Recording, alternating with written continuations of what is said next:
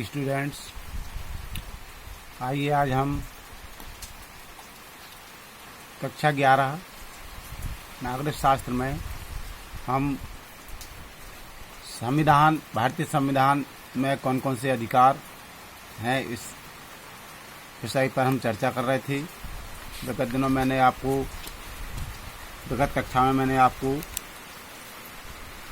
अधिकारों का क्या महत्व है, कुछ हमने एग्जाम्पल दिए थे। 108 के मजदूरों का प्रकरण, द्वितीय पिछौला में काम कर रहे मजदूरों का, पुलिस हिरासत में रहने वाली, ये 2-3 हमने आपको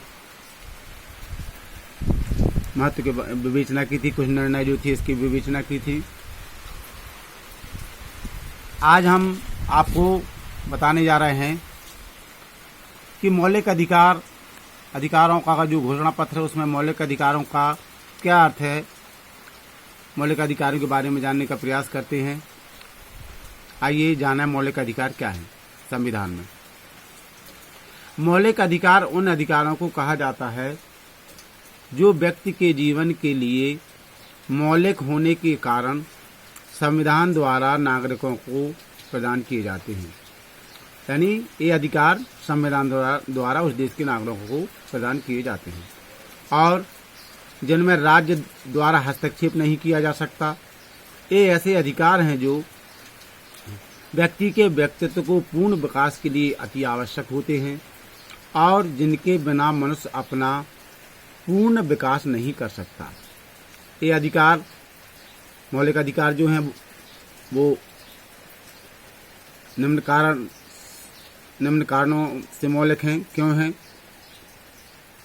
इन अधिकारों को मौलिक इसलिए कहा जाता है क्योंकि इन्हें देश के संविधान में स्थान दिया गया है तथा संविधान में संशोधन की प्रक्रिया के अतिरिक्त उनमें किसी प्रकार का संशोधन नहीं किया जा सकता। द्वितीय कारण क्या है, क्यों है ये मौलिक? ये अधिकार व्यक्ति के प्रत्येक पक्ष के विकास हेतु मूल रूप से आवश्यक हैं। इनके अभाव में व्यक्ति के व्यक्तित्व का विकास अवरुद्ध हो जाएगा। जिस कारण से ये महत्वपूर्ण है, मौलिक कहा गया है इनको। तृतीय कारण क्या है मौलिकता का? इन अधिकारों का उल्लंघन नहीं किया जा सकता। चौथा, मौलिक अधिकार न्याय योग्य हैं तथा समाज के प्रत्येक व्यक्ति को समान रूप से प्राप्त होते हैं या दिए जाते हैं, समान अवसर प्राप्त होते हैं उनको इस अधिकार के तहत। तो ये देखा आपने कि अधिकार मौलिक क्यों कहे गए। इन 4 कारणों से इन अधिकारों को मौलिक कहा गया है। आगे बढ़ते हैं। साधारण कानूनी अधिकार व मौलिक अधिकारों में क्या अंतर होता है? साधारण कानूनी अधिकारों को राज्य द्वारा लागू किया जाता है तथा उनकी रक्षा की जाती है, जबकि मौलिक अधिकारों को देश के संविधान द्वारा लागू किया जाता है तथा संविधान द्वारा ही सुरक्षित किया जाता है। मौलिक अधिकारों को साधारण कानूनी अधिकार विधानमंडल द्वारा परिवर्तित किए जा सकते हैं राज्यों के द्वारा, परंतु मौलिक अधिकारों में परिवर्तन करने के लिए संविधान में परिवर्तन करना आवश्यक होता है। ये अंतर है सामान्य अधिकार या साधारण कानूनी अधिकार व मौलिक अधिकार। आइए भारतीय संविधान में मौलिक अधिकारों का प्रावधान कैसे किया गया इसके बारे में जानते हैं।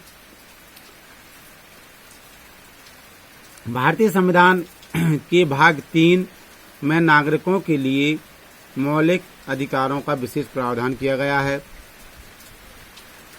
इन मौलिक अधिकारों का उल्लेख भारतीय संविधान के अनुच्छेद 12 से 15 तक में किया गया है। संविधान में मौलिक अधिकारों को 6 श्रेणियों में विभक्त किया गया है जो निम्नलिखित हैं।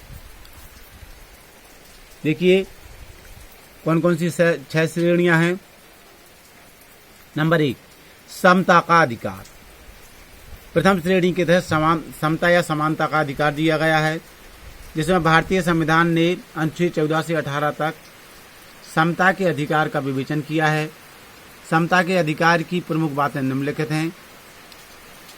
कानून के सम्मुख समानता। द्वितीय, कानून का समान संरक्षण। तृतीय, समानता के अधिकार के तहत भेदभाव पर रोक। चतुर्थ बात जो है, सरकारी नियुक्तियों में सभी को समान अवसर। पांचवी बात जो है, समानता के अधिकार के तहत छुआछूत की समाप्ति। छठी उपलब्धि जो है, बात जो है, उपाधियों का अंत। जो उपाधियां चलती थी वो व्यवस्था समाप्त कर दी गई। सेना व शिक्षा संबंधी उपाधियों के अतिरिक्त राज्य द्वारा और कोई उपाधि नहीं दी जाएगी। भारत का कोई भी नागरिक राष्ट्रपति की आज्ञा के बिना पदवी, उपाधि या भेंट स्वीकार नहीं करेगा। तो ये आपने देखा कि जो प्रथम श्रेणी के तहत जो समानता के अधिकार दिए गए, वो किस प्रकार से समानता और समता के अधिकार दिए गए। इन अधिकारों के उप पैरा आपने देखे, ये 6। आगे जो द्वितीय श्रेणी के अधिकार हैं, समानता के बाद स्वतंत्रता का अधिकार। अब देखते हैं जो 6 वर्गों में विभक्त किए गए इस मौलिक अधिकारों को भारतीय संविधान में। उसमें पहला समानता, फिर द्वितीय स्वतंत्रता का अधिकार। इसमें प्रथम बात जो कही गई है कि भाषण और अभिव्यक्ति का अधिकार। कोई भी व्यक्ति अपनी भाषण और अभिव्यक्ति की उसको स्वतंत्रता है। द्वितीय बात, शांतिपूर्वक और बिना शस्त्रों के एकत्र होने की स्वतंत्रता। तीसरी बात जो है, संगठन या संघ बनाने की स्वतंत्रता। संपूर्ण भारत में भ्रमण करने की स्वतंत्रता। देश के किसी भी भाग में बसने, निवास करने की स्वतंत्रता। स्थान बनाने, घर बनाने की स्वतंत्रता। व्यापार, व्यवसाय और आजीविका की स्वतंत्रता। इस प्रकार आपने देखा कि समानता के अधिकार के तहत और स्वतंत्रता की 2 श्रेणियां जो थी। अब तृतीय बात जो है,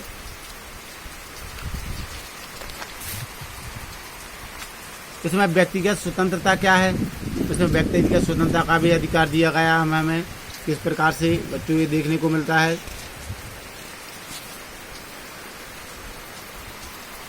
अब जो 6 श्रेणियों में विभक्त किए गए भारतीय संविधान में मौलिक अधिकारों को, समानता का, स्वतंत्रता का और तृतीय जो है शोषण के विरुद्ध अधिकार। इस श्रेणी में